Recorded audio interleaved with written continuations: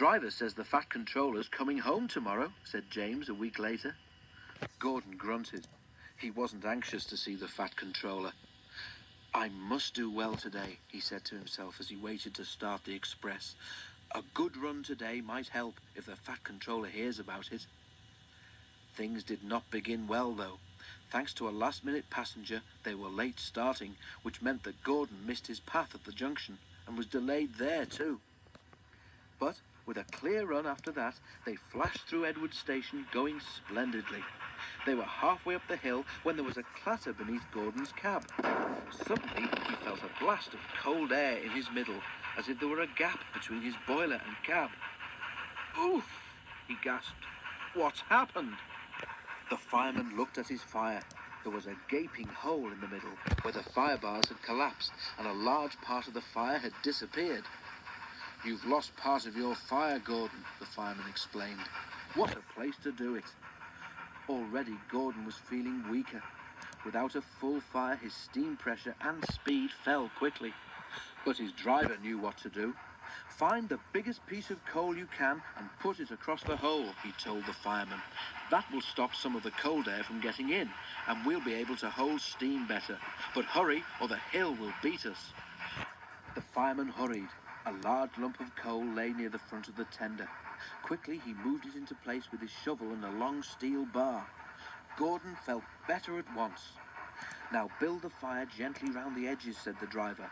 And, as the fireman did so, the driver adjusted Gordon's controls to make the best use of his steam. "Right, Gordon," he said when the fireman had finished.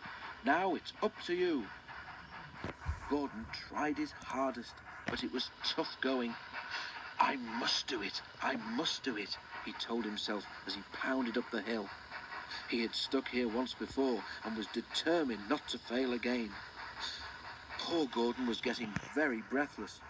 "I will do it, I will do it," he panted, but he was careful not to pant too loudly in case he blew away what was left of his fire. He shut his eyes and struggled on. At last Gordon felt that the slope was easier to climb. Cautiously he opened one eye. Yes, he was nearly at the top. "I've done it, I've done it," he gasped triumphantly. The fireman mopped his brow. "That was splendid, Gordon," he said, "and now you deserve a rest."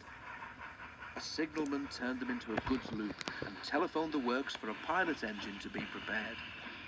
While they waited, the passengers got out and told Gordon what a useful engine he was. BoCo was at the works to help, and the two engines finished the journey without further trouble. At the end of the line, the Fat Controller was waiting for them. To Gordon's surprise, he was smiling. "Thank you, BoCo," he said, "and thank you, Gordon, for a splendid effort. I am pleased with your work today, though certain, other things leave much to—" But just then, a whistle blew, and the Fat Controller had to hurry to his carriage. Once again, poor Gordon was left in suspense.